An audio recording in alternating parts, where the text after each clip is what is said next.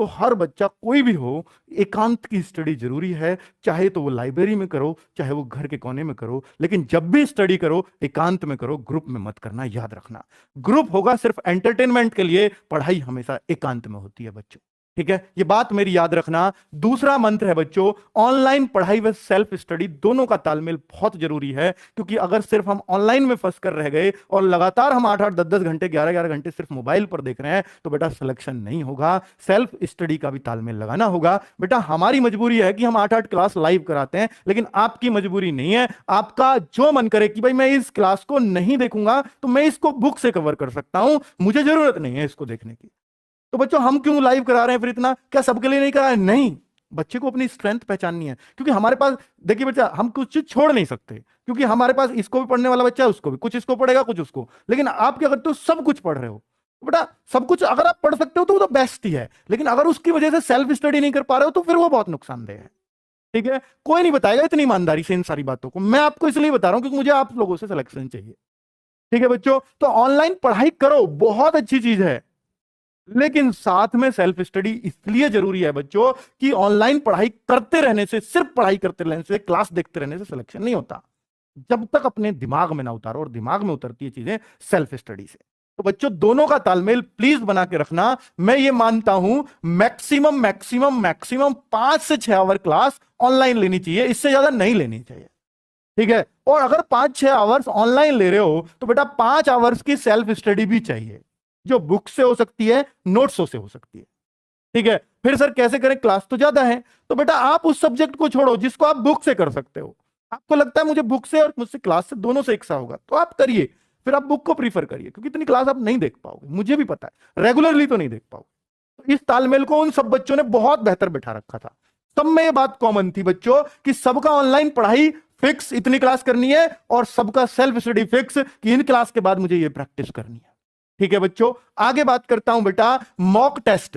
ये ऐसा कोई बच्चा नहीं था कल जो सिलेक्शन के बालक आए, सिलेक्ट होके जो दिल्ली पुलिस में जो आए हमसे बात करने मिलने, तो उनमें कोई ऐसा बच्चा नहीं था जिसने मॉक टेस्ट ना दिए हों, मेरे ना दिए हों, किसी और के दिए हों, पर दिए हों।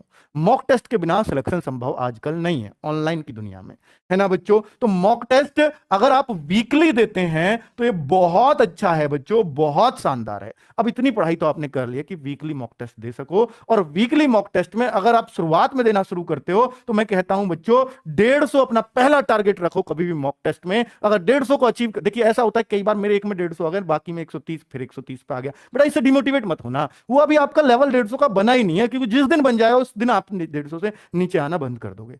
इसलिए डिमोटिवेट मत होना। 130 का ही मेरा लेवल है, वो तो आ गए एक में 150, क्वेश्चन आसान रहे होंगे, लेकिन 150 का बनाओ पहला टारगेट। ये कि मैं लगातार 2-3 टेस्टों में 150 ले आया तो आपका 150 का लेवल है। फिर बेटा अगला टारगेट 180 को अचीव करेंगे हम, कि अब 180 लेके आने हैं। बेटा बहुत टाइम ऐसा होगा कि आपका 1-1 2-2 ही बढ़ रहा है, या 1-1 2-2 घट भी गया, उससे घबराना मत कभी, क्योंकि नंबर हमेशा छलांग मारते हैं। क्या जो आपके मार्क्स है ना, वो कभी भी ऐसे नहीं बढ़ते 1 बढ़ा है 2 बढ़ा है कभी 3 बढ़े हैं, वो छलांग मारते हैं बच्चों। हो सकता है 150 155 बहुत दिन से चल रहे हैं, फिर बच्चों अचानक से ऐसा उछाल आएगा, हो सकता है 170 75 180 तक आप स्टेबल कर जाओ। ठीक है, क्योंकि आप अपनी गलतियों से बहुत सीखते हो। पता है क्यों होता है वो? क्योंकि आप 150 जब ला रहे हो ना, तो आप आते हुए सवालों को बहुत ज्यादा गलत कर रहे हो, बहुत ज्यादा, फिर थोड़ा और कम होगा, अगले मॉक टेस्ट में फिर 150 आए, फिर लेकिन आते हुए चीजें कम गलत होनी शुरू हो जाएंगी। गलत तो 180 वाले के भी होंगे, 220 वाले के भी होंगे, आते हुए वो खत्म नहीं होते, लेकिन वो कम हो जाते हैं।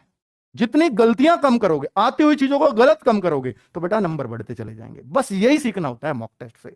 180 आ जाए, फिर अगला टारगेट 200, और फिर 220, और लगातार 3 टेस्टों में आप 220 लेते चले आए, तो आप सिलेक्शन के 100% दावेदार बन गए बच्चों। ठीक है, तो इस तरह से आपको अपना टारगेट अचीव करना। लड़कियों का टारगेट अंतिम 200 प्लस होना चाहिए। ठीक है बच्चों, तो अब मैं ये मॉक टेस्ट में बच्चों आप लोगों के लिए टैलेंट ग्रुप बनाने वाला हूं। टैलेंट ग्रुप जैसे हमने यूपीएसआई में बनाए, ऐसे ही हम टैलेंट ग्रुप अब इस बार से मॉक टेस्ट में बनाएंगे, और बच्चों उनको हम जरूर कुछ ना कुछ अच्छी चीज भी प्रोवाइड कराएंगे अपनी तरफ से, जो भी गिफ्ट हमारे लिए हमसे बनेगा। जैसे हमने यूपीएसआई वालों को तो फ्री मॉक टेस्ट दिए थे, पूरी टेस्ट सीरीज फ्री कर दी थी टैलेंट ग्रुप वालों के लिए। एक तो आप बच्चों पढ़ाई अपने लिए करो, और फ्री हम बांटें फिर आपको, क्योंकि हमें भी होशियार बच्चों से खुशी होती है बच्चों। ठीक है, तो टैलेंट ग्रुप बनना शुरू होगा, उसमें हमारे सजेशंस भी आपको मिलेंगे साथ साथ। और ये ऐसा नहीं सिर्फ खाकी बैच वाले जो हमसे बैच में पढ़ रहे हैं उनके लिए नहीं, ओपन कंपटीशन चाहता हूं मैं इसको। कोई कहीं भी पढ़ रहा है, टेस्ट दीजिए, आके टैलेंट ग्रुप में शामिल होइए, सब बच्चों से आपस में भी जानने का मौका मिलेगा कि ये बच्चा क्या करता है। उसमें हम होशियार बच्चों के कमेंट्स लेते हैं, भाई आप कर क्या रहे हैं, ठीक है। तो लेकिन शामिल वही होगा जिसके अच्छे मॉक टेस्ट में अच्छे मार्क्स आएंगे। वो कितने पे होगा वो हम तय कर लेंगे अपने आप, ठीक है। तो अभी आपने 150, 180, 140 आ रहे हैं, नहीं नहीं, अभी आप उस लेवल को सेट करो कि टैलेंट ग्रुप में आ पाओ, ठीक है। पहला टारगेट तो यही होना चाहिए, मोटिवेशन है बस। ये नहीं सोचो टैलेंट ग्रुप में आ गए तो मेरा सिलेक्शन नहीं तो नहीं होगा, ऐसा नहीं है। ये सिर्फ मोटिवेशन है कि आप टैलेंट ग्रुप के लिए मेहनत करो, आप वैकेंसी के लिए नहीं, पहले टैलेंट ग्रुप के लिए मेहनत करो। ये मोटिवेशन देना चाहता हूं मैं इस बात से आपको, ठीक है, क्योंकि मुझे आपका सिलेक्शन चाहिए। आगे बच्चों, लड़की का चक्कर, ये बच्चों बाबू भैया लड़की का चक्कर, ये बहुत बुरा चक्कर है बच्चों। और ये जो बच गया बेटा, इन पांचों मंत्र में, सिलेक्शन के मंत्रों में ये सब कुछ निकल के आया है। क्योंकि आपने देखा होगा अक्सर कमेंट्स में कि बच्चे लोग, किसी लड़की ने कमेंट कर दिया ना, तो उसका भैया उसके हाय पूजा, हाय बबीता, हाय सीमा, हाय रीना। लेकिन अगर कोई पप्पू, कोई कोई मतलब कोई और राहुल, कोई पंकज ऐसे कमेंट कर रहा, तो उस पर नहीं होता हाय पंकज, हाय राहुल, नहीं, ये होता है लड़कियों का कमेंट है। तो निश्चित तौर पर आप करते हो इसलिए आपको हंसी आ रही है, जो हंस रहा है सब करते हैं, ये निश्चित तौर पर बात है, ठीक है बच्चों। तो ये चीज किसी में नहीं थी उनमें।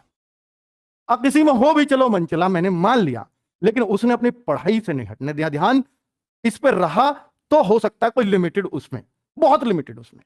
लेकिन बच्चों अब आप क्या करते हो, क्योंकि बच्चों आपकी नई नई एज होती है, आपने अभी जिंदगी के धक्के नहीं खाए हुए होते, क्योंकि आपकी एज 18, 22, 23 साल है, और इसमें अभी आपको धक्कों का पता नहीं है। इसके निकलने के बाद, एज निकल जाए भर्ती होने के बाद, भर्ती ना हो पाओ और जब एज निकल जाए तो बेटा धक्के तब पता चलती है क्या होता है, ठीक है। तो मैं आपसे कहूंगा कि बेटा ये पूछना बंद कर दो। आपका देखिए लड़कियां भी, मतलब फिर ऐसा होता है कि हाय पूजा उसने बोल दिया, कि उसने बोल दिया हाय राहुल, इतने में तो राहुल बेटा फिर रोज पूजा को ढूंढेगा कमेंट में, ये निश्चित बात है, ठीक है। वो रोज ढूंढेगा कहां गई पूजा, और उसने, पूजा ने हाय राहुल कह के उस राहुल की जिंदगी तबाह कर दी।